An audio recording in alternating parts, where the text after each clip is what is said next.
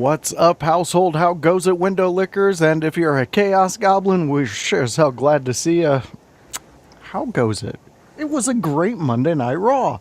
And now you're on the Tuesday night Raw review, and you're like, whoa, I see my two favorite bearded duo, but there's an extra guy. What the fuck is going on? How much acid did you put in the punch? Well, we didn't put enough, and you haven't drank enough. But we do have a new hombre onto the scene here. He is the one, the only fan favorite, Bruzy. What's What up, sir? What up? What up? Thank you for having How me. goes it? It goes, just another day, living it up. There we go. We got the mild-mannered Bruzy at the beginning. You'll see the chaos that he can brew up here shortly. I guarantee it. And we have always my bearded brother, my friend that's up north of me. He is Kevin Kalloway. He is the Chaos Goblin, the professional that does everything in between the rings, ropes, and all those things. So, Kevin, how goes it? How have you been? What's new with you? It's going well. Just got back from a bachelor party for one of my wrestling buddies up north. That was a lot of fun. But while I was up there, I know this has been a reoccurring segment. Kevin documents his video game collection. So while I was up there, I took pictures of some of the stuff in the video game collection. And I just did an evaluation. Hold on, I want to get the actual number here. So I added about 100 new games to it. And yes, I think it's up to 400 total games right now. Good. Yep. Nice. And hold on, let me bring this up. Tab.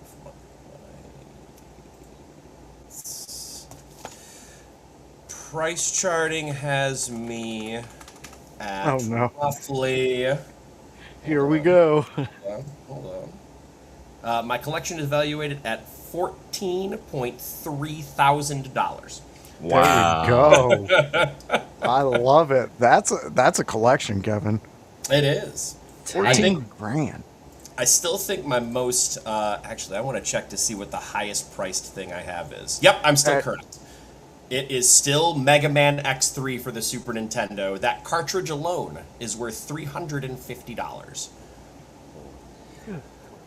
Yeah, we went down that road a few weeks back, almost probably a month and a half back.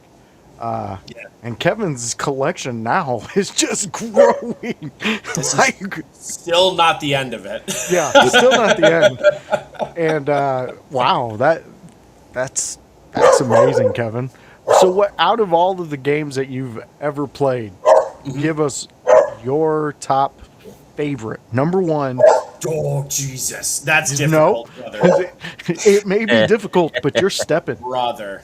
Okay. You can't flash it without telling us. That's true. All right. It's locker room code, brother. I can't get past the entirety of my life without this game, so I think it's this game. If I play the theme song to this game, and Annie can attest to this, if I play the theme song when I've had a couple whiskeys, I will weep tears because it reminds me of a better time in my life. And not better time as in better as in like Nostalgic.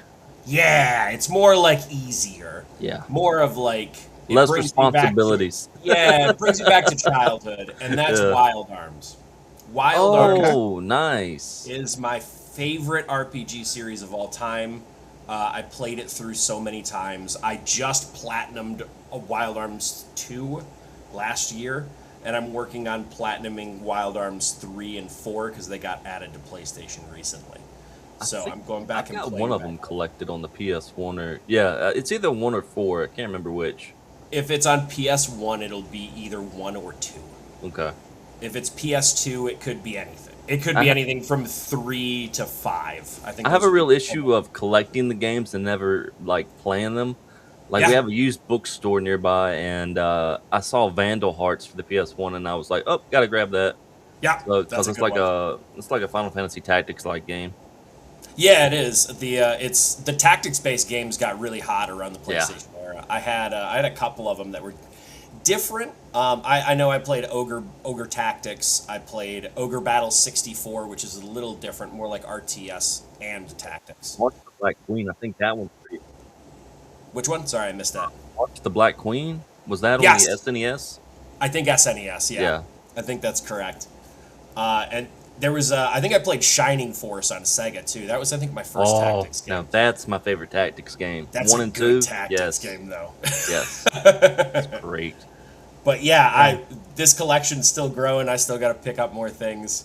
And fighting, I'll actually get to your question while we're here, because if we move on to Raw, I'll never get to it. The PlayStation news about digital-only games starting in 2027, or not 2027, 2028. I want to say it's 2 years from now. I dislike it entirely. Not because more people aren't skewing digital, because I think some people are, but because if we don't have some kind of physical ownership of things, Sony has a track record of taking them off of marketplaces and you not getting licenses back. So it takes more ownership away from the customer and gives more ownership back to the corporations, and I don't really like that. Wait a minute, Kevin. I feel it should always be based in physical, even if you don't own a physical. Go ahead. Wait a minute. You're telling me Sony, out of all the companies, hates when you physically own something? Oh, almost every company hates when you physically own something, because they want the means of production. Yes, I was alluding to Sony most of all because they seem to come up in a lot of notorious court cases where, you know, some people may not continue to walk this earth anymore, and Sony seems to be the hey, we were really upset that they wanted to do all this stuff with their own thing. Damn them. But yes, a lot of these companies that when they sign you up, well, they seem to think they own every bit of you. I'm surprised they don't make these guys collect piss jugs and sell them on the black market. Well, they can go to like, Amazon that's for ours. that. Amazon workers can get them set up. Well, and that's why we brought Bruzy on here, because he has all the knowledge out there that you could possibly want on piss jugs out of all the things. All right, guys. Kevin, that collection, 14.3 grand, and it's not even gone through. So I still have a binder at my ex-fiance's house that I got to get from my tag partner. And it has just a shit ton of discs, and I have to make sure that, because some of the cases I didn't keep, so because of that, some of those games are in there. Oh, okay. Damn. All right. And Kevin did educate us on some of the reason why some of these games are more expensive and more sought after. When we brought this whole thing up, this is an ongoing thing, guys. So stay tuned with us here on the Tuesday. I'll be back next month with an update, probably. Yeah, so don't worry. There will be more updates on this one, fans. But we're here. We're ready to talk Monday Night Raw.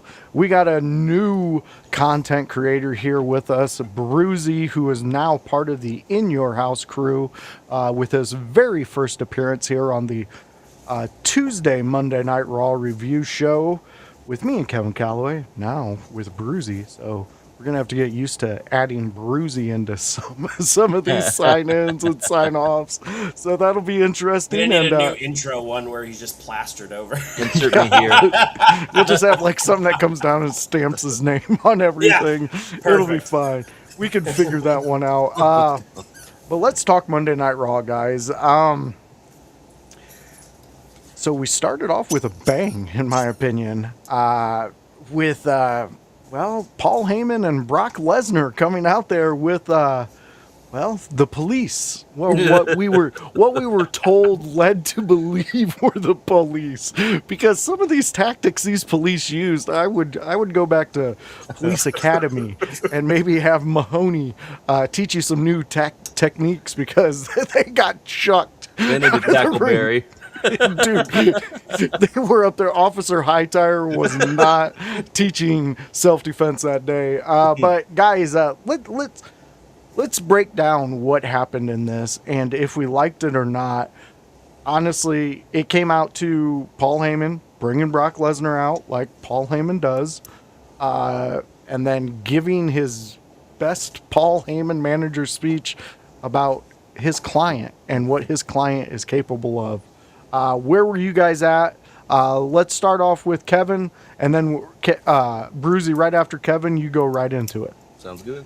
I mostly enjoyed this segment. I did hate the confirmation of one thing that I was kind of dreading, and that was that Oba gave up his title shot entirely rather than foregoing it. Yeah. They did confirm that, and I won't harp on it much, but I still don't like how it devalues the tournament. Let alone everything with Oba and Brock and getting there. I get that, but we just had a tournament to get someone a title shot, and then they decided the title wasn't important. And the reasoning, I can see why they thought the reasoning was good enough, and I think it explains a bit in that, like, oh, Brock Lesnar would have just fucked me out of it anyway. Well, like, yeah, but you still gave it up willingly. I want to just see Oba beat Brock definitively in that Hell in a Cell, have a good match, and then I agree with Fight, and I just kind of want him past this at this point. Not because Oba and Brock won't be a good match, not because this hasn't been something, but I think we had lightning in a bottle when he beat him at Mania, and then we did 2 unnecessary sequels in the end. Yeah. And we had to, like, figure out our way to get there instead of just leaving it at Mania. I just watched the World Cup. I am a prick.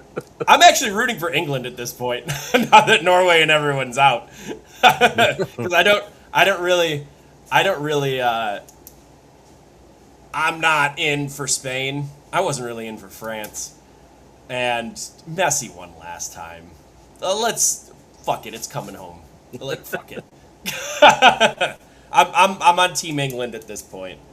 I wanted Dark Horses prior, but yeah. But as far as the segment, what I really enjoyed was how Paul Heyman sold fear at the end of it, because Lesnar was there in the entranceway as Oba was yelling and saying, basically, you know, I'm coming for you. I'm going to destroy you. There's only one way this ends. And we had Paul Heyman behind him as Lesnar was getting really, really overconfident. Heyman in the back was like showing the emotion that Brock can't in that scenario. Because if Brock showed it, it'd be too much. We wouldn't have a match if Brock was already scared. But Heyman can show the fear. Because Heyman knows. And he's good at it. And he's good at it. And I really appreciated that little subtlety in the promo segment. But it got everything across. Obafemi looked like he could throw people around, which is all Obafemi needs to do. And we got there. Yeah, that definitely he definitely made sure to let us know he can throw people around. Bruzy, let's hear your thoughts and what you were seeing on that opening segment. All right, I was surprised. This was actually one of the best segments of the night, in my opinion. First of all, Oba is over because the Dallas crowd was going crazy for him. They were going crazy most of the night, which was awesome. I love how, well, we find out later about the police protection, but I just found that funny. I'm like, Brock Lesnar, Beast Incarnate's got like 4 of the weakest looking Dallas cops I've ever seen in my life out here, or maybe 5. And I'm just like, okay, there's got to be something more to this, and we find out later about that. But yeah. And also, I noticed Paul Heyman said Dallas is used to violence. Was that a JFK assassination reference? Or because I was like, what is it? I think it was Dallas Sportatorium and Terry Funk reference. Oh, okay. But we're going to go with yours because it's way better.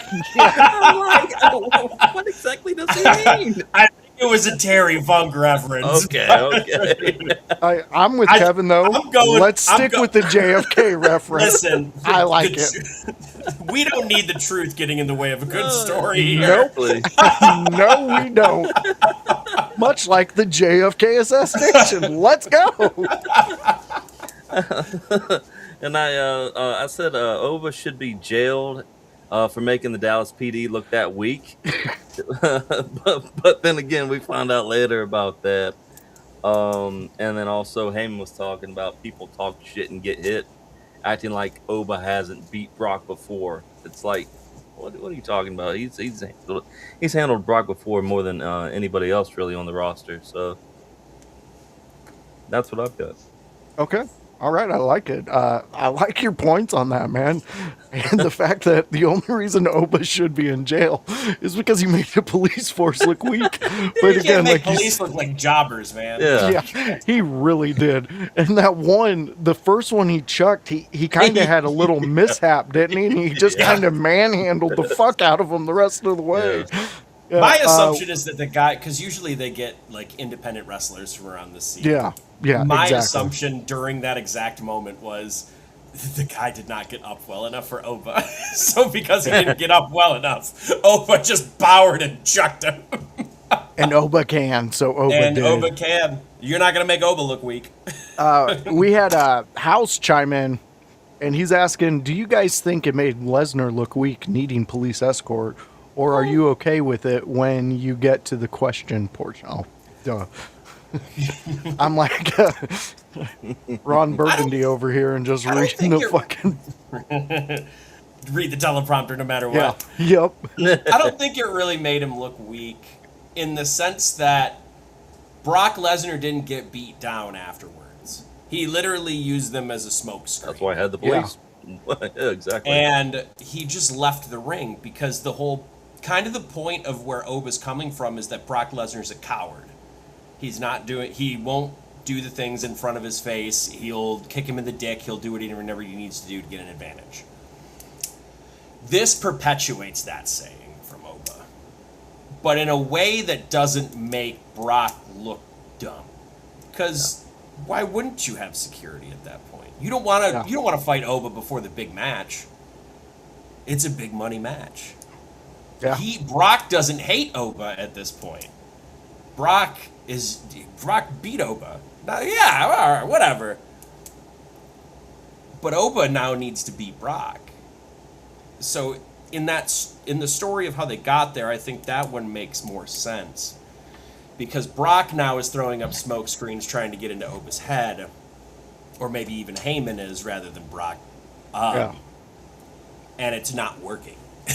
Yeah. And it's classic bully techniques. And that's shown on Heyman's face later, like I said earlier, too. True, 100%. Heyman's playing his part, like you said in the opening segment. He played that fear part very well. He delivered it. And he's been doing it for almost 40 years. Yeah, exactly. But it's so important that he gets that across in that way. And I love the fact that a guy with Kevin's eye picks up on that and sees it. I don't think it made him look weak at all. I think it gave him perfect bully tactics in which the bully was bullying, and then the kid stood up and said, hey, I've had enough. And then now the bully's running to the principal saying, he's picking on me. And he's trying to make it look like that. And Oba made sure to make that not be the point or the end of that moment. Oba just looked... He just looks so powerful. I'm with Kevin now. I want a clean win. Let's make it definitive. Let's make Oba he's conquered the mountain. He is the next idea of what a Lesnar character should be, and it will be in the future known as who's going to be the next Oba. So I'm looking forward to it. Bruzy, let's get your closing ideas on this segment. First of all, you said mountain. Jeff Jarrett isn't involved in this. Oh, goodness. Second of all, I respectfully disagree with both of you. Oh. I think it's a perceived weakness, but it's when you find out what actually happens later, it's not really him being weak. It's Paul Heyman being manipulative and being smart about it, really. So it's a perceived weakness at the time that you think, oh, Brock needs protection.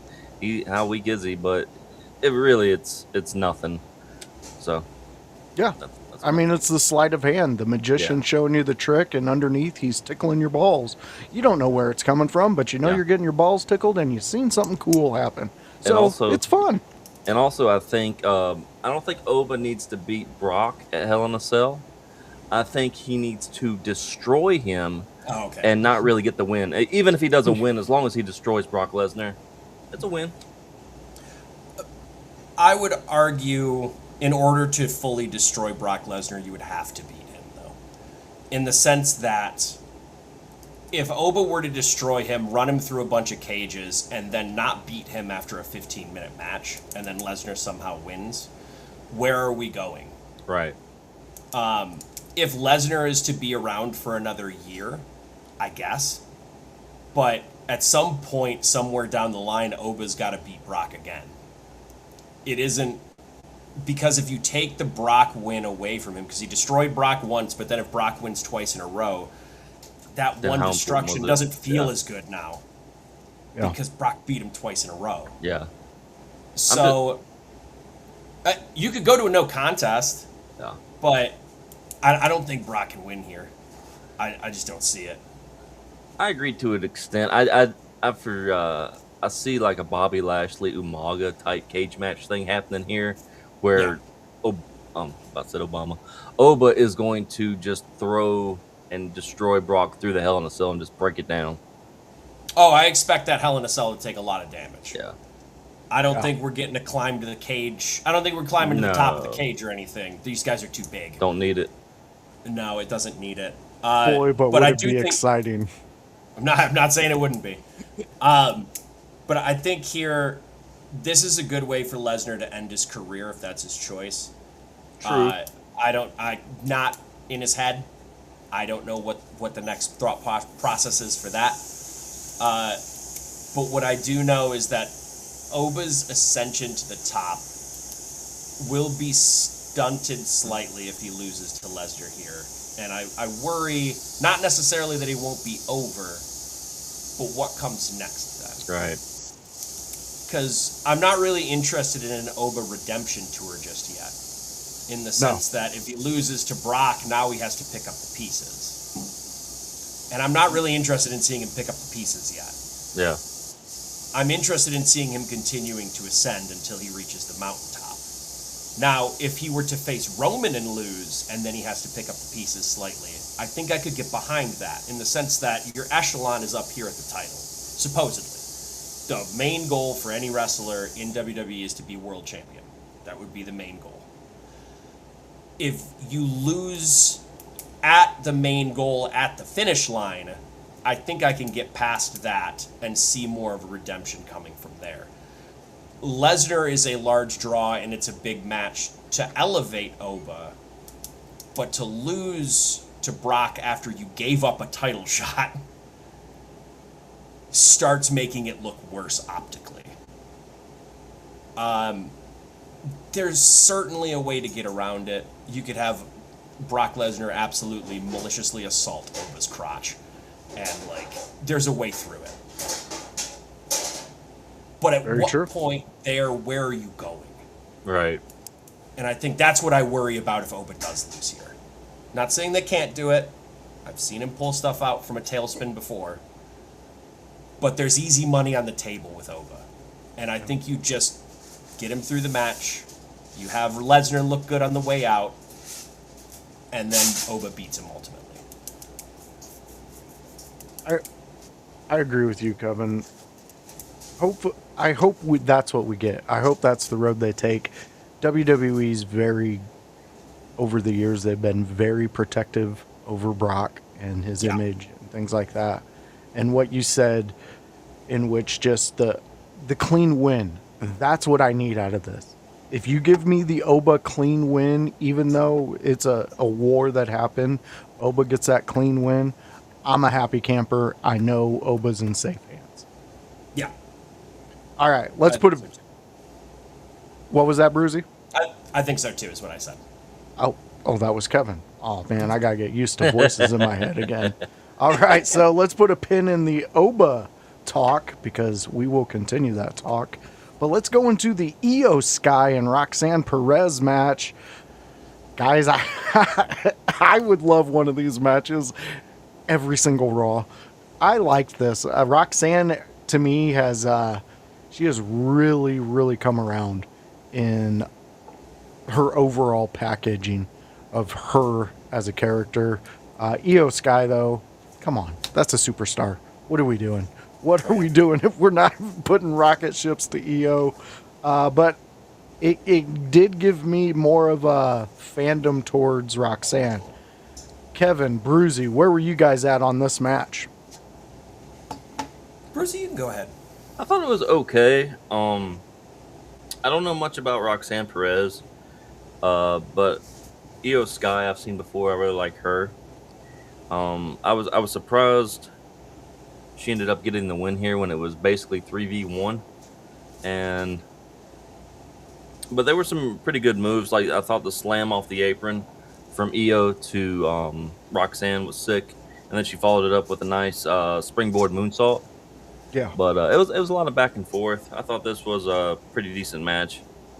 Okay, Bruzy. So you let us know that it's been what, 8 years? You said roughly Roughly. 8 years since you watched a full Raw. Yep. Let me ask you, since this was your first introduction to a full-length women's division match in those 8 years, where are you at with the wrestling of women and the evolution of that? Specifically with this match, because you haven't heard a lot about Roxanne, but let me tell you, this is a young star Really? that has been really moving, and yeah, she's in the Judgment Day whole storyline. She's all over the place. Roxanne there's been a lot of people big on her since her WWE joining up with them. I at first was not a fan, did not see what everybody else is seeing, but like I said with what I was saying about the match, she's really impressed me and made me come completely around to seeing what she actually does bring to a ring and a match. Okay. Yeah. I kind of felt like, who is she? Never seen her. But at the same point, they were saying her accolades, and she was a former NXT Women's Champion. I was like, oh, okay. So maybe we got something here. Um, but yeah, definitely look forward to her next match. I'll try to watch a little bit more of her. Maybe go Yeah. on YouTube and watch some highlights. Yeah, yeah. This division in WWE is, to me, is one of the most solid divisions in wrestling. What I watch weekly, I thoroughly enjoy, especially Io. She's really taking that top spot and just being somebody who can really captivate an audience. Kevin, your thoughts on this match? I've been waiting to hear your breakdown of this match. So, generally speaking, when you have a world title contender and there's a faction behind the world champion, they tend to go over and misdirect and get through the other cronies first to get to the title holder. This has been a common wrestling trope for a very long time, so pretty much since the territories. In this case, we have Roxanne Perez, who I agree, Voice. I think she's growing more into herself. I am excited at one point to see her off on her own, because Yes. I think that will be the real test. But as far as being in the group, I think she's done very well with it, and she's done more with it over and over, and just showing these. She's so young, and she's so fluid in the ring at times. And, regardless of it being a large move or a very exciting move, I know WWE very much plays it much more safe on TV for the most part, unless it's their main event matches. They want to make sure people don't get injured because they've had injury problems for the last 2 years. And while this match wasn't breaking any barriers, I think it did a lot of good business in the sense of it showed Io being able to get through the other two people, because invariably she will have to when she faces Liv. So it starts putting that almost subconscious thought into your head of, oh, she could get through this. Oh, she could get through this. She's done it before. So when we get to the actual SummerSlam match, when it either does or doesn't work, we at least believed for a second. The aftermath of this slightly confused me. Only because I get that Sol Ruca is a face, and I get that she just faced Raquel Rodriguez. But didn't Raquel lose? So, Yep. Oh, wow. So she breaks your back. She loses, you get your back broke. so then Soul came out. I'm gonna help EO, and then she just gets absolutely ran the fuck out. Yeah. The ending felt unnecessary to me. They could have just left EO laying. EO got the win. Judgment Day could have just done their shit to EO and then left. Sol Ruka felt very forced. Extra. Into Yeah. that. Yeah. Extra. If you want to do something with Soul so that she's on TV, give her a 1 minute pre-tape. It's not that difficult. It'll take Yeah. less time than the in-ring. We Yeah, talked less about bumps. that. Yeah. Yeah. And we talked about that a lot in the past of how we wanted them to utilize that pre-tape stuff a little more with because I agree, Kevin. It did feel like they just shoehorned Soul into there when you don't have to shoehorn in her into anything. She's No. a star on her own, and I see where you're coming from on the ending of that segment. But at the end of the day, though, the biggest result, what they're trying to get out of all of this, is the Liv and EO Yeah. match, and I think that's going to be fantastic. I do think that's they gonna got be a that great across match. well. It's Yeah. just the Soul thing was a little confusing. Let's 100% on that one. Let's see what House is saying here in the chat because I thought this was a pretty interesting one. Kevin, why don't you take this one away? EO is like Rey Mysterio in the way that she wasn't supposed to be where she is as far as stardom, but she's just too damn undeniable. I would agree with that. I don't think that she was in the heads of other people. Yeah. I would argue that Rey was in the heads of other people when he came from WCW. Now, in WCW, I would agree with that statement. But once he made it to WWE, I think they already knew what they had to some extent. Yeah. I would liken this, maybe not as extremely, but more to Bryan Danielson in WWE, where the people just got behind him, and it was just like, no, you fucking give us this person or else. Yeah. Yeah. And I don't know if it was it. I do know it wasn't quite to the extent of Bryan Danielson, but it's the same kind of feel. Maybe it's even more akin to the Kofi Kingston run, where he had the world title win over Danielson, where the Kofi Mania struck. But it fizzled out because of whatever reasons happened with booking and how they presented it. EO hasn't fizzled out and they haven't had the same issue. No. She's lightning in a bottle and they're doing more with it, which is good. And I think we can keep building on EO from here. She's already at the top, but we can keep going. We can get her high into that marquee level because I don't think she's quite there yet on how they feel about her, regardless of how other people feel about her. Yeah. I can see that. Some would Brucey, say do you have she's- any thoughts? Some would say she's sky high, but but no, yeah, EO's great in my opinion. Like I said, I haven't really watched much, but I did watch the pay-per-view that she had with Asuka a couple months back. I can't remember exactly what that was, but that was Backlash.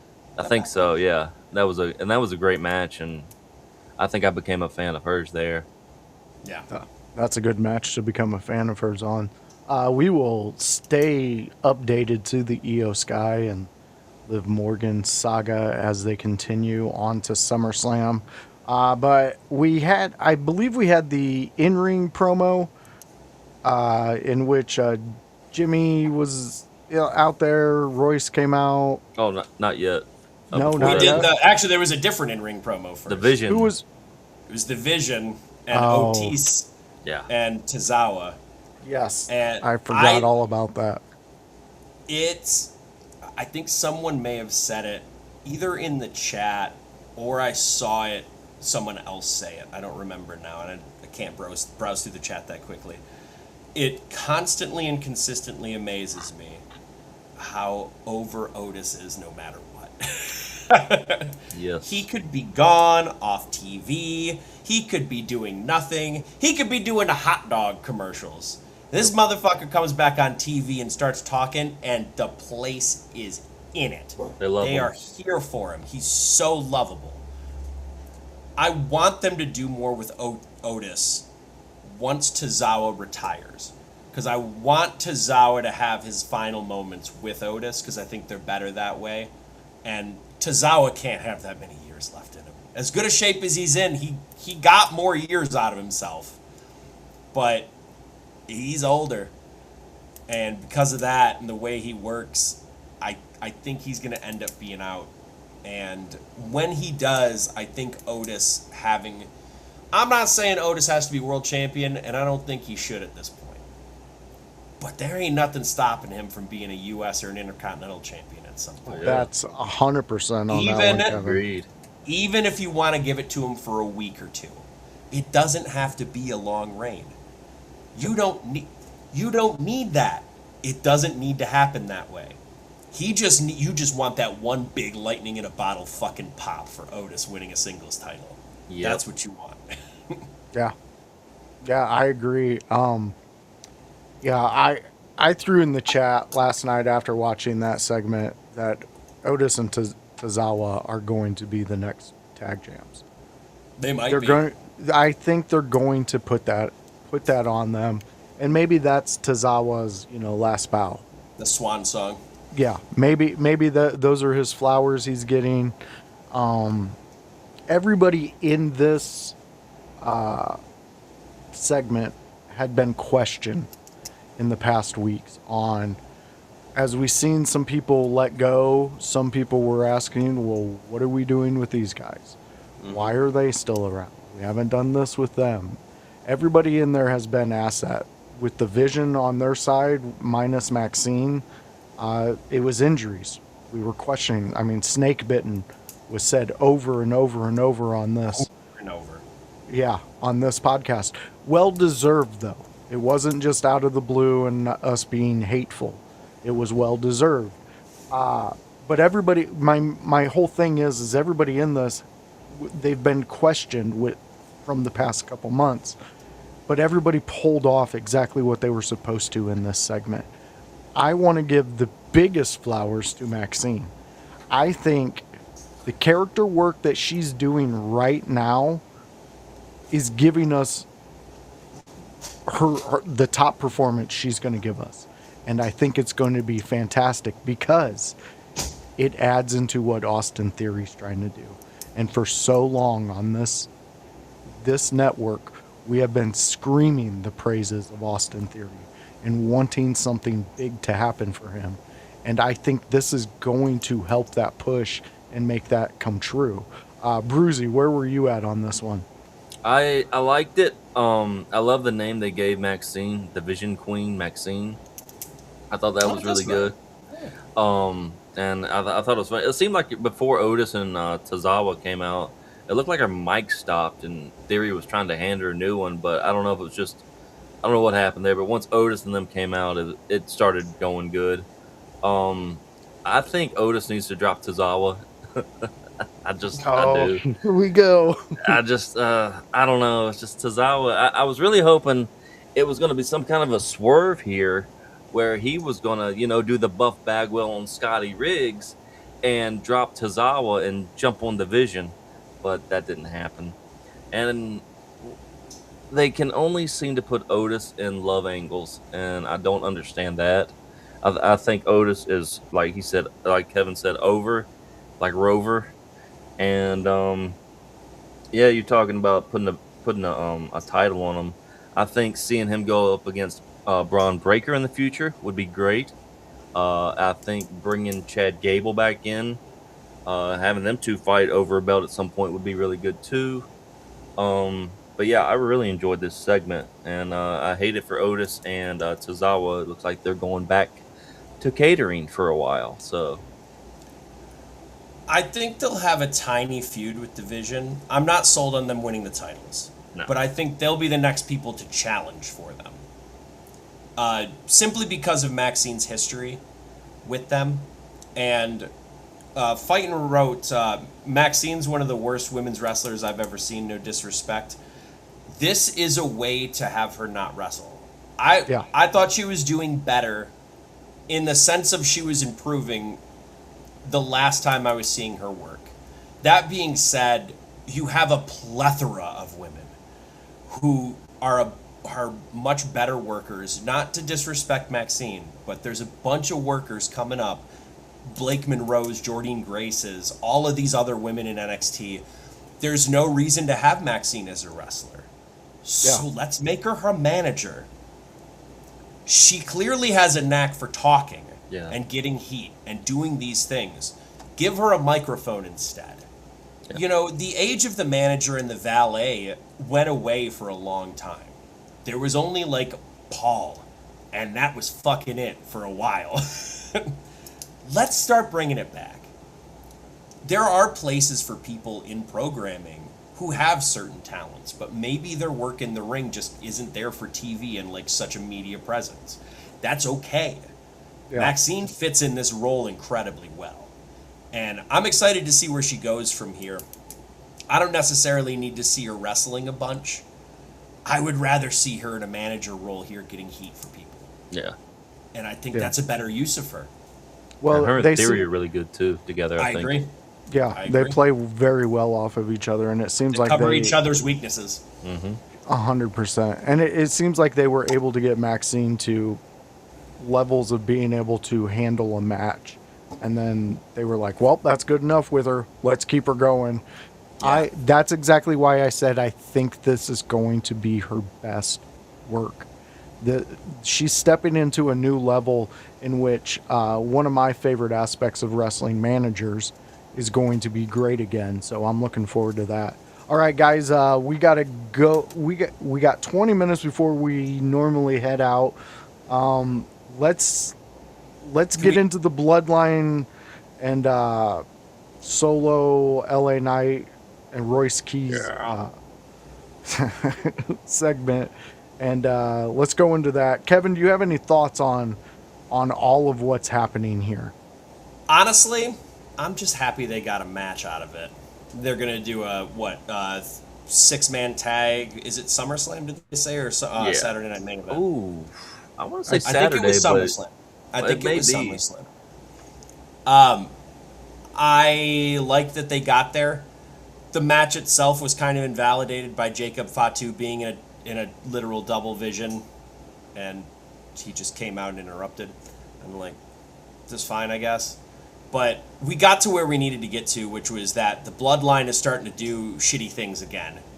And if the Bloodline's doing shitty things again, I think we're headed more towards a more solidified, at minimum, tweener run for the Bloodline, where they're just kind of doing what they need to do to do it for the family and do full Dominic Toretto. Nice. And yes, it is for at SummerSlam, 6-man tag at Summer. Bruzy, where's your mind at this? It's an USO match, so it's a dud. Match started in the commercial break. I like Jimmy better than I like Jay in the ring. I agree, but not by much. Match started in the commercial break. I hope it ends in one. I think Royce Keys is going to be something. I liked him. He's one of the few things I liked in AEW when I did watch a little bit. I said, will Jacob Fatu be in trouble for showing up an hour late because he just rolls up to the building and goes instantly to the ring? For some reason, he wasn't in the back. Solo is looking like the Weeknd in that outfit, and LA Knight saves the segment. That's my thoughts on it. LA Knight has been presented as a much bigger star within this whole thing, and I appreciate that. Yeah, we got to give LA Knight his due when it comes up, because we sure as hell cut at him when we feel fit. I want to say Solo and Jacob, I was talking about them on the Sunday house party, and I was saying I think these two are getting ready to start cooking, and I really think that's what after the 6-man and everything, I think we're going to get a really good Jacob and Solo match. I enjoyed that. LA Knight, I actually enjoyed a segment with LA Knight in it. He didn't annoy me. He actually made sense for being in the segment. Yeah. So I fucking adore that. Yeah, like you're building me up when you got that. Again, Solo, I like where Solo's at. He had me. I thought he was going Bloodline. I thought that's what they were gonna do because that's what they've Yep. done. Right. So when he started spiking and going after his family members, I was all for it, and it was almost like he knew he just had to withstand because he knew L.A. Knight was going to be jumping out there. So, and I'm glad it gives Royce Key something to do Yes. that's meaningful, and he is seen and highlighted. So I'm looking forward to that. And don't worry, chat, we will get to you. We just got to get through Monday Night Raw. Okay. So from there we go into the Lyra Bailey. Would it be Lyra Bailey next? Yes, We briefly had Paul walking off on the Vision, This is where Yes. he technically leaves the Vision, and then we find Yeah. out also which I'm all for. with Adam Pearce finding out those were fake cops with Obafemi. Yeah. It's so fun. I'm all for Paul being What a out of weird the Vision at story. this point. I think Maxine is filling the role, and Yeah. we don't need 2 managers. 2 managers will make it worse. Lyra and Bailey, not a whole lot to talk about on my end, in the sense that like we're just pushing it forward. Yeah. I like how Lyra came out in almost a rucksack, and she came out in a bag, and she looked like she hadn't been, showering for days, like she was distraught. She's been on some And- dusty roads. She had some dusty trails. Yeah. So I was talking to my buddy about this because I go over to his place and watch wrestling, and I looked at him and I go, this is giving me the vibe of Obsession, not necessarily the same theme of it, but the vibe of Obsession that Mickey gave me with Trish, in the sense that I'm not saying we're about to have, a bunch of pussy grabbing at Mania or anything. But Maybe what I it's am SummerSlam. saying is that, like, the obsession of Lyra with Bailey is, analogically, pretty similar to that, in the sense that she's so obsessed with it. Another one that comes to mind is Trish and Victoria. Same basic thing. Yeah. So I'm looking forward to it. Excuse me. You had a question directed towards you, Kevin, in the chat. Oh, She she like a degenerate hippie. A little bit. Put some flowers on there. We can make that work. Well, Bag of magic mushrooms. all the things that you're saying about her and where her psyche is going. Yeah. I mean, she's playing. She looks like her and the girl from The Ring they were dormed up in college together, and well, she may collected some bad habits from that girl that was in the well and came out of the television. She's playing it well. We always talk about storylines and those little things of pushing stories, and I think with what you were saying, Kevin, and what we were presented is exactly what they're trying to portray. And I think when you can make all those dots connect, and then she comes out and does that visually for us, you're hitting on all strides. Bruzy, where were you at? Bailey, love Bailey. She's great. Lyra looks like she needs a bath. The crowd couldn't care less, and it was a dud segment. -5 stars. Oh, well, -5 might be a little harsh. I don't think they absolutely floundered, but I don't think that they hit on all cylinders either. I think we're in a wait and see period for Lyra right now, and Bailey hasn't been truly like super relevant in a long time. So because of that, they're kind of going off Bailey's past glory, and I don't think the crowd is connecting as much because Bailey has kind of been here or there with persona shit as well. It's tough to get behind someone who is like split personalitying as well. It's just tough. And that's another thing with Lyra. It's similar to Roxanne. I don't know enough about her yet. Yeah. yeah, Fair. you'll get to see her more and more on the Monday nights. She's another one that at the beginning I didn't understand, didn't get. I likened her to the Always Sunny in Philadelphia tag team, the Birds of War, because she came out with all these feathers, and I don't know. My mind goes into weird places, but she has proven herself over time, though, with watching her matches and the way. Once she gets in the ring and you see her perform that way, I think a lot of your perception might change on her, I and hope so. you'll see why. She's the always fans been a get good behind in-ring her. worker. She's always yeah. been missing something outside of that. 100%. Think 100%. like a female Austin Theory in my book. Very very consistent in the ring, very mechanically sound, very good within the ropes, and then she just doesn't have a character that she's willing to commit to yet. I'm hoping this will be the change. 100%.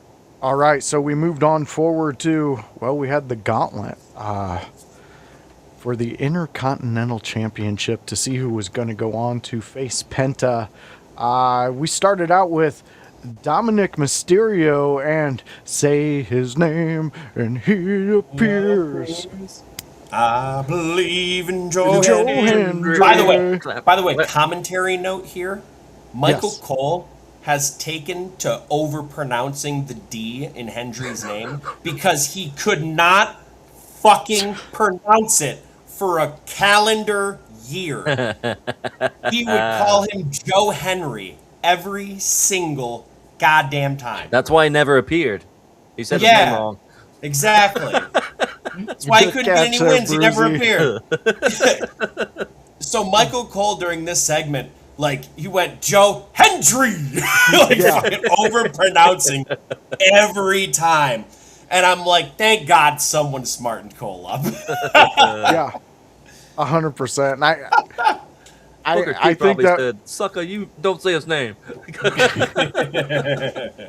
in my head, I think it was Corey Graves just being as nice as he could possibly be, and this will be the nicest thing I ever say about Corey Graves, just being like, it's Hendry. You got to get that D in there, buddy. And he's like, oh, whoa, okay, yeah, but I enjoyed that too, Kevin. That kept flying through my. I was like, why is he saying it so weird? But That's I'm glad why. you brought that back to me. The match itself for the opener for the gauntlet, I thought was really good. Anytime we get to see Joe do his stuff, I think's good because he's my type of entertainment when it comes to a wrestler. I like that gimmicky wrestler, and just he knows where he belongs and what he can bring to a promotion. But Dominic Mysterio, same guy. I mean, I know in the chat earlier someone asked if we thought that WWE has given up on Dominic, and absolutely not. I at no point, no. Dominic is so good, he knows when he doesn't need to shine as much. And I think they know in the writing when to pull his character back some. But in this tournament, starting it off, I thought he did great. Kevin, why don't you break us down the whole tournament, and then we'll just give our comments here and there. Brucey, I know you got comments, so just chime in when you want to. So I'll hit Anthony's question real quick because he's feeling that Corey's better in AAA than he is on Raw. That's because he's the play-by-play guy there, and he's better at play-by-play than he is in color. That is my easy explanation. The rest of the match is mostly dominated by Javon, and Dom got the first win on Joe Hendry. I think that was probably the right call. I think Hendry can keep getting over without needing to stack up a bunch of wins. Yeah. I'm not seeing Hendry as fitting into some world title picture in the near future. No. So I don't think it's necessary. And you gave Joe Hendry an out. You beat him right away after they cheated. Perfect. Then Danhausen came out to cost Dom, which, show off the shirt, Brucey. Love me some Dan. Love that Danhausen. Gotta love him. What I thought was really funny about that, though, is Danhausen was having a standoff with JD with a T-shirt gun, and then they quick cut away from him because Javon was mid pinning Dominic. Yep. And then we queued back because not Rusev. Who came out? Dragon Lee came out next. Yeah. And by the time we panned back, mind you, this was like 20 seconds. Nobody was in the entrance. Yeah, and it was Danhausen's just his vehicle tank. was still fucking there. I was popping so hard. And Dragon Lee and Javon had an incredible mid-match. like 5-minute match. I thought it was really good. Yeah. They got a lot of stuff in that time. Yes. I believe Javon won with a quick roll up, which is probably the right call when it's a face versus face. True. You probably don't want to beat one clean. Makes sense to do something like a flash roll up where it's clean, but it feels indecisive because it's quicker. It just happened on the flash. Yeah. In my opinion, the coolest move of this segment was the Tree of Woe coup de grace. Yeah, That was awesome. that was sick. You like that, huh, Brucey? Yeah. He's going to be tuning in every Monday night now. Not because it's his extra job, I but have to. I mean, Rusev comes out next. I do have a nitpick on how this finish went down. Big thing for me is you don't want to blow something early when you know something is coming later. And to me, and I'm not saying Javon, I don't like pass out finishes in general. I think I know. I just don't like them, especially when it's not a sleeper hold. That was not a sleeper hold. He passed out because Rusev had him in a back bridge. Kind of weird to me. I don't really like that aspect. I can move past that part. The other one that I can't necessarily is we had the accolade powered out of by Javon. He hulked out. He hulked out of it. I'm not big on having your high flyers out-muscle the guy who's supposed to be the muscle. I thought that was interesting. Yes. Yes. On top of which, Chad Gable, who comes out next, does the same spot. Yeah. I would have much preferred if you were having Javon go under here anyway, and not having him beat Rusev. Just do the pass out on the first one. He didn't need the extra gasp. It felt like too much considering we had something coming after. If it was just a match, I think they could have gotten away with it. Just Rusev versus Javon. You know, after 10, 12 minutes, whatever. They do a pass-out finish. They didn't want him to tap. Cool, whatever. Yeah. Whatever's in your mind for that. And he does a little Hulk out either way. But if Chad Gable, who's the guy you're trying to push by winning the gauntlet, is going to do the same spot Maybe don't do in it. about 5 minutes, maybe don't do it prior to that. Maybe we want to sell the accolade, because the accolade, by the time we got to Chad Gable, I didn't believe it was finishing shit. Do you know how many accolades he put Javon in? He did like 3. 3. He put him in 3 goddamn accolades. I will tell you, Javon sells it really well, because you see does. when Rusev cinches it in, Javon does it right, where his body just goes limp. Most people want to sit there and be like they're like a dog and like have their back stiff, but no, he like cinches it in and makes it look good. Yep. And I can again get past the pass out. I'm not necessarily a fan of it. I'd rather you just tap. It's okay to tap. Plenty of faces and heels throughout all of history of wrestling have tapped. And with the advent of the UFC, I've seen heel hooks take out the biggest faces in UFC in 2 goddamn seconds because their ankle is about to be broken. Brock Lesnar So jumping over someone. If we are applying that logic, a tap out really isn't killing a person. Yeah. And it's not hurting them in general. That being said, I can walk past the tap out. Let's not do the same fucking spot, because next out, after he passed out to the accolade, is one Chad Gable, who does the same spot, but then he ends up beating, and I popped so fucking hard for this finish. Yep. So fucking hard. Who wins with a victory roll these days? Chad Gable. Chad Gable does. Yeah. What you guys don't know is I was on a personal crusade throughout my 8 to 9 years of in-ring wrestling to get as many victory roll finishes as I could, because nobody used that fucking victory roll. So I came up with like 5 ways to get into victory rolls just to get beat by him. That's great. So when I saw it on WWE, I'm like, oh my god, my life is fucking fulfilled. Yeah, I thought that was great. I was like, oh, here we go. It was a smooth victory roll, too. I liked it a lot. Rusev locks in the accolade afterwards. That was the right call to soften it for Ethan. Yeah. Ethan comes out to try and pick the bones. Perfect for his character. Doesn't quite make it. Chad Gable with a clean tap out on Ethan Page, #1 contender. This match, I forget who sent me this picture. or showed me this picture. It might have been my buddy sitting next to me. It might have been in the IYH chat. He said this match is giving off, Penta and Chad is giving off Angle Rey Mysterio from SummerSlam vibes. And I couldn't disagree with him. That's an I think we're interesting going to take. get that level of in-ring work from both of them. And I think if we're drawing parallels between both athletes, I would say these are the successors to both of those legacies, to some extent. Right. Yeah.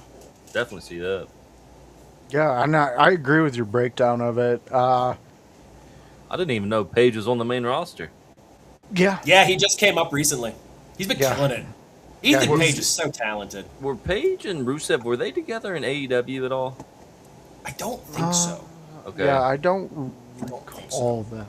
Because when Rusev was leaving and he was standing beside Paige on the outside, it just looked like I had seen that before, but I was probably wrong.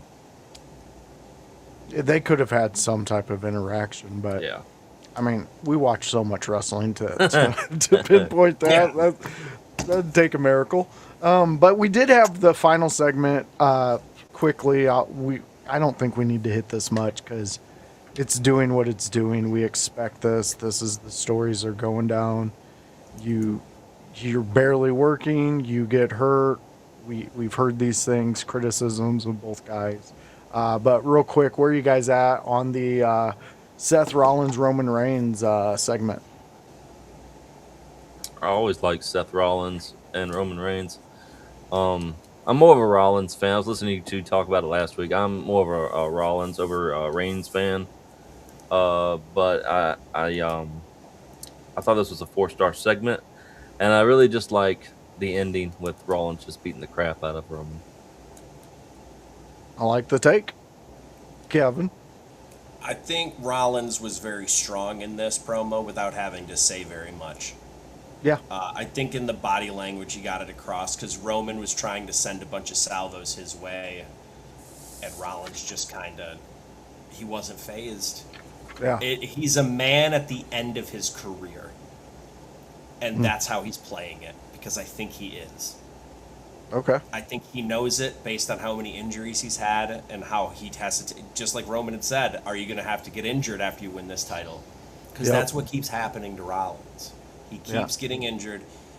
He doesn't want to change his style because he doesn't want to. I think he just wants to go out on the top of his game. Well, Austin had to do it. I mean, one of the best had to Yeah. do it. So. Yeah. Ospreay has done it over the years in a more modern way.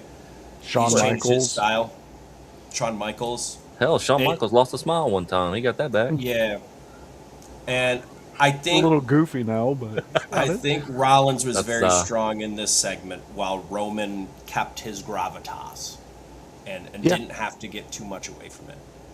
And I'm excited for the match. Weird how we got here with the Oba thing, but Yeah. you know, I'll take the Seth. And I agree with you, Anthony. Danhausen is comedy gold.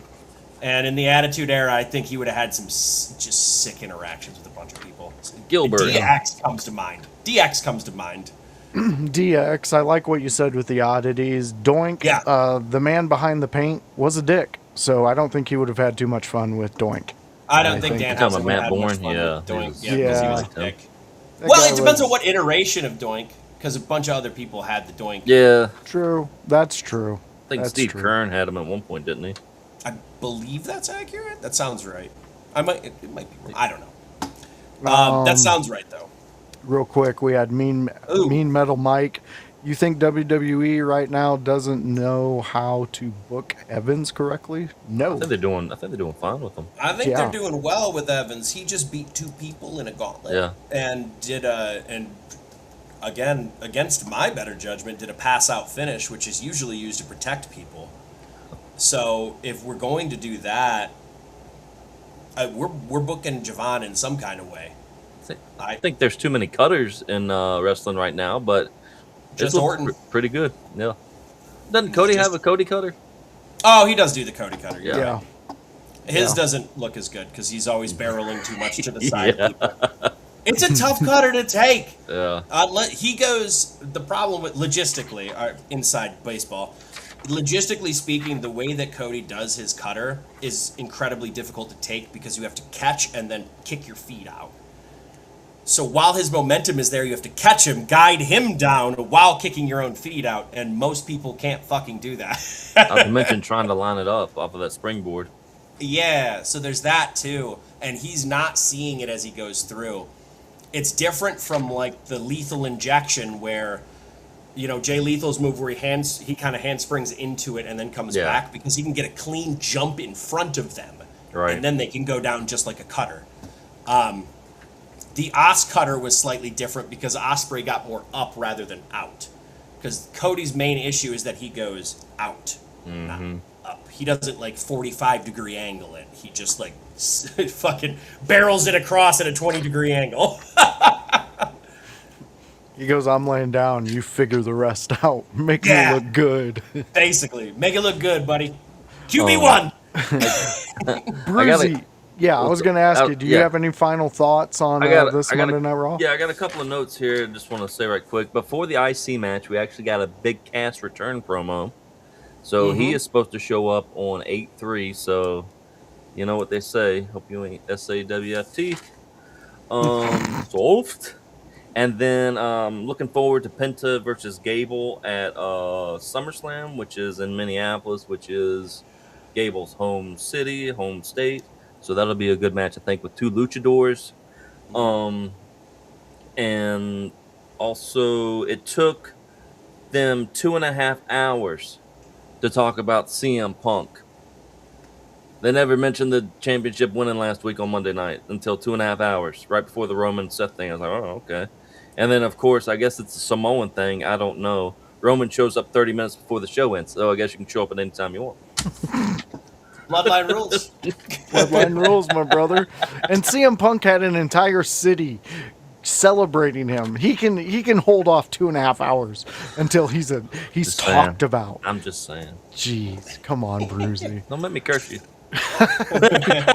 Curse away, my friend. All right, Kevin. So we had our test drive with Bruzy here. I think he's got it. I think he got it. I think he's got it. You had some great takes. You had some fun moments. Forever will I remember you for your JFK reference. That will be. That's instantly when I hear violence in Dallas. That's the first thing I think of. That's a clip. Yep, that is a clip. That was fantastic. But most of all, thank you, Bruzy, for joining us and being a part of what we're trying to create, man. And doing the work, because it is work watching this shit. I mean, and trying to figure out what the fuck am I going to talk about that people already don't have in their heads, you know? Yep. So I pulled out the pen and paper last night at 8 o'clock. I was like, I'm going to watch at least an hour and a half of this, and I'll watch the rest when I can. Beautiful. I love it, Bruzy. You had a great introduction to the In Your House world as a co-host of a show. So congratulations, man. That was an impressive first appearance with us. Besides being a fan, if you don't know the lure of Bruzy, 2 years ago, he just jumped onto one of our streams. We had a call-in feature. He called in and instantly he was on the show. We brought him on, and then he's been a fan ever since, and it's been a fun ride. I just typed in wrestling on Twitch, and you guys were streaming, and that's how I found it. Yep, look at that. Look at us. Twitch, thank you. We appreciate you. All right, so here's the part of the show where we let you know where you can find all the madness, all the chaos, anything we got going. Kevin, why don't you take it away and let them know what's going on? Well, you can always follow me at Kevin Kalloway on Facebook, Kalloway Kevin on Instagram. You can also follow me at twitch.tv/Kevin Kalloway Pro. I will be streaming tomorrow. I was planning on doing it today, but then life got in the way. Life be lifing. Life be lifing. So I'll be playing tomorrow. I haven't decided what I'm going to play. I still haven't played Isaac for my roguelike, so I think I might roguelike out the week. Play some Isaac today, maybe another roguelike on Thursday, and then we'll go from there. Maybe some Silk Song in there somewhere. You know, beautiful to play some of that game too. So I might have a long form stream tomorrow. My beautiful fiance is out with a work friend, which gives me lots of time. Nice. And what am I going to do at that time other than spend it with more people while I play video games anyway? There you go. I love that. Awesome. You're getting the thumbs up from House there. Great You job, House. Bruzy. Just too sweet. Bruzy, do you have anything you would like to promote? I don't really stream that much anymore, but I do have a channel on Twitch. It's Bruzy. Right now I'm mainly just playing World of Warcraft when I'm not working, or I've actually got into competitive pinball locally. So that's what I like to do in my free time right now is play some pinball. Wait, And you go to places to play pinball? yes, sir. We're strapping a body cam on you, and we are going to give you some live content of some pinball playing. I need to do it. That would be awesome.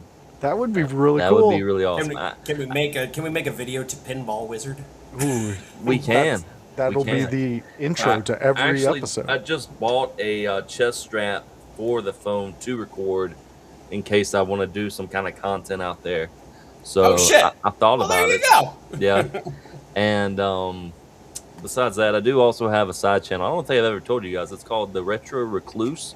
A friend of mine got on TikTok late last year, and he's a decent sized streamer. And he was like, "You want to join in?" And I was like, "Okay, let's do it." And I like the name Retro Recluse because that's what I do. I'm into retro stuff. So Hell yeah.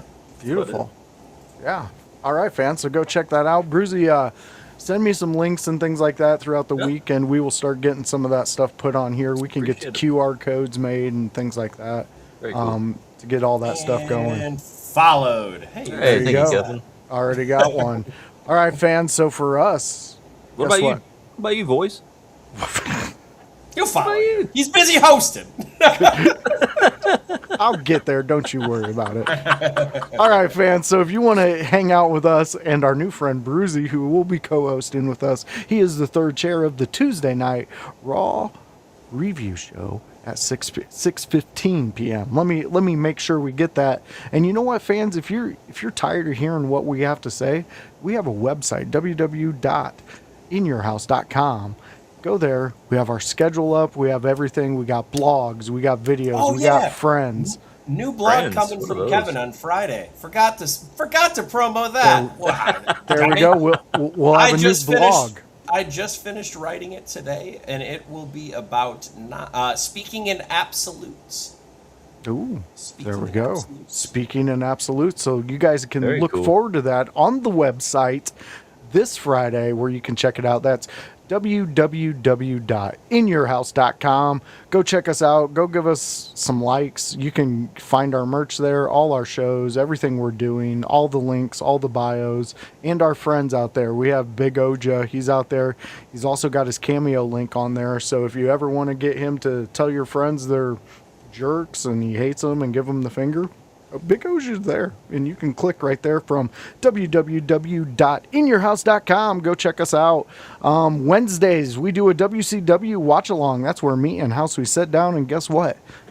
We watch WCW, and you can too. You could be a part of the chat and let us know what you're thinking about when we go back in time and watch some WCW. We watch Nitros. We watch singles matches. We may even watch just some promo work because WCW had some of the best and some of the fucking worst that you'd ever see do a promo. But they're all there, and usually Mean Gene Okerlund is right next to him. And, well, if you know the voice, you know that's a fan favorite of mine. Just throw on Mean Gene outtakes, and I'm hooked. You got me hooked for a long time. Thursdays, fans. That's a fun show. That's the AEW Dynamite. Yeah, it's a fun show. It's a great show. It's an OG Tony house and voice show where we sit down and recap Dynamite. We tell you all the things that we love, everything in between, and what we loathe. We really appreciate all you guys joining us on that show and making that what it is. It is picking up. It is going. OG Tony is really fallen into his own in that show with the In Your House crew. So come hang out with us. We have so many shows coming up. We have the late night shows going to start right after Monday Night Raw and right after SmackDown. That's going to be headed up by OG Tony and Chris Gonzalez, Gonzo if you know him, out there with Gonzo Sports Room and Gonzo's Wrestling Room. Go check them out. Go see what they're about. Again, go to the website, inyourhouse.com. You can come hang out with us. You can be a part of the action and see everything, what we're doing and our friends are doing. And for that, friends, I know that's a mouthful, Bruzy, and you got to stay till the end because, well, that's what buddies do. Okay, you don't leave a brother when he's pissing. You stand guard. That's what you do. Stand All guard right, and curse them. You can curse me. I'm in Indiana. There's witches around me everywhere, so I'll just go talk to one of them and get it from them. So, They can uncurse you. they might be able to or curse me more. But Once they fans, meet you, you, they'll curse you know where you can find us here at Tuesday at 6:15 p.m. Bye. Later.